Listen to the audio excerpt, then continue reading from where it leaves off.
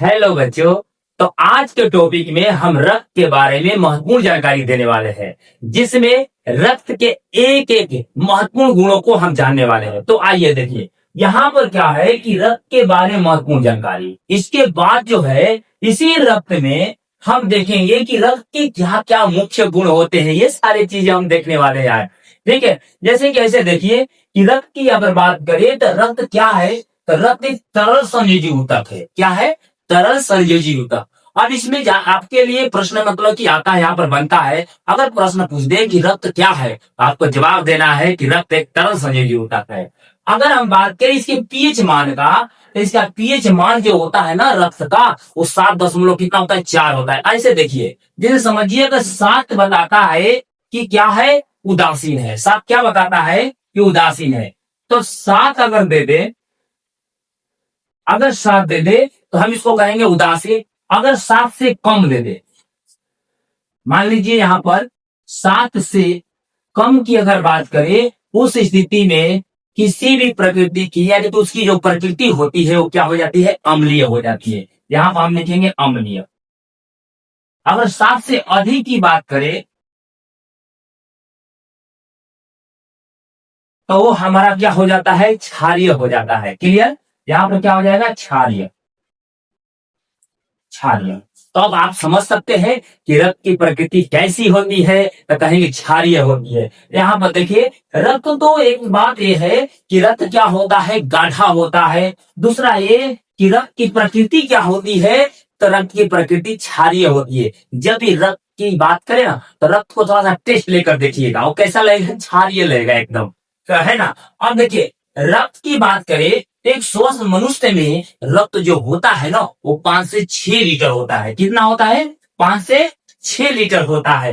अगर हम बात करें नेक्स्ट की, कि औसतन अगर बात करें, कोई भी अगर वयस्क मनुष्य है, कोई भी वयस्क मनुष्य है, उनमें रक्त की अगर बात करते हैं औसतन, तो 5.5 लीटर औसतन सब में लगभग लगभग पाया जाता है। कितने? 5.5 लीटर। अगर हम बात करें किसी व्यक्ति में, तो किसी व्यक्ति में उसके वजन का रक्त जो होता है ना, 7% होता है। हाँ, अब देखिए यहाँ पर अगर हम आपसे ऐसे कहे, ठीक है, यहाँ पर समझिएगा बात को।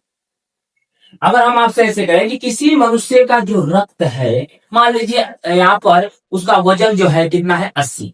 ओके, कितना है? 80 kg है। इस वजन का 7% जो होता है, वो क्या होता है? उसके शरीर में रक्त होता है। तो 7% कहे तो 80 का 7%, यानी कि यहाँ पर हो जाएगा 80 गुने 7/100।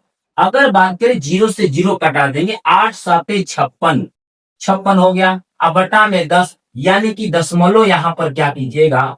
एक अंकों के बाद, यानी कि उस मनुष्य के शरीर में जो है ना रक्त, वो इतना लीटर होता है। यानी कि 5.5 लीटर लगभग, ऐसे कह सकते हैं। यहाँ पर इतना हो गया। अगर हम बात करें ऐसे कि समान कोई स्त्री हो, आप पुरुष हो, ठीक है, मान लीजिए समान वजन वाले स्त्री हो या समान आयु वाले कोई पुरुष हो, तो उनके मुकाबले जो है स्त्रियों में 500 ml, मतलब आधा लीटर जो है स्त्रियों में पुरुष के मुकाबले क्या होता है? रक्त जो है कम पाया जाता है। समझ गए ना? रक्त क्या होता है? कम पाया जाता है। तभी तो महिलाएं जो है पुरुषों का जीवन भर जो है उस आधे लीटर की भरपाई के लिए खून चूसते रहती है। नहीं नहीं, मजाक कर रहे हैं। देखिए यहाँ पर, इसके बाद देखिए यहाँ पर क्या होगा कि रक्त का रंग जो है ना, किसकी वजह से लाल होता है?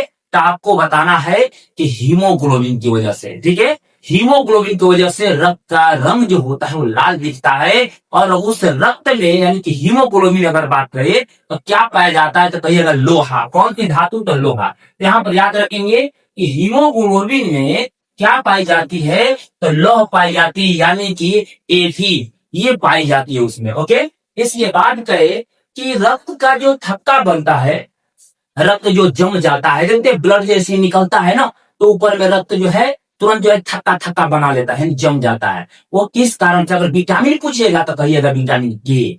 अगर कहेगा यहाँ पर, और एक और चीज होता है प्लेटलेट्स, किसकी वजह से? रक्त का जो थक्का बनता है, यानी कि जैसे स्रावित हो रहा है, रक्त जो स्रावित होता है उसके जहां से स्रावित हो रहा है, यानी कि उसके रास्ता है जहां से निकलने की रक्त, वहीं पर जाकर के प्लेटलेट्स जो है एकदम जाम कर देगा, वहीं पर कहेगा हम बहने ही नहीं देंगे। ठीक है, तो वहां पर क्या होता है, जाम करता है। और एक और होता है प्रोटीन फाइब्रिनोल जीन होता है, जो रक्त को थक्का बनाने में इसमें मदद करता है। क्लियर, समझ रहे हैं ना। इसके बाद अगर बात करें रक्त में ऑक्सीजन का वाहक क्या होता है, तो हम कहेंगे हीमोग्लोबिन।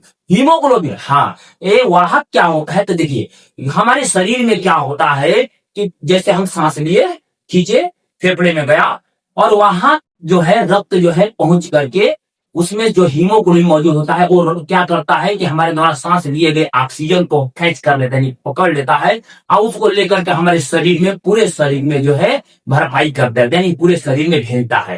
तो रक्त का वाहक कौन होता है, बताइए। यहाँ पर सॉरी, यहाँ पर आपको क्या बोलना है, यहाँ पर कि जैसे कि अगर बात करें कि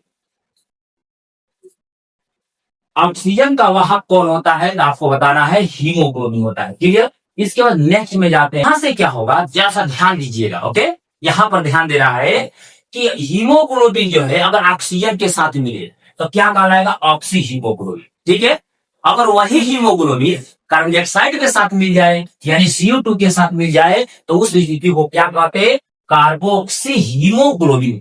ओके, तो ये मिलकर बनाता। अब देखिए बाबू, अगर रक्त में बात करें तो रक्त में आयरन की कमी अगर हो जाती, रक्त में क्या होती है, तो रक्त में अगर आयरन की कमी होती है, एक रोग होता है जिसका नाम है एनीमिया।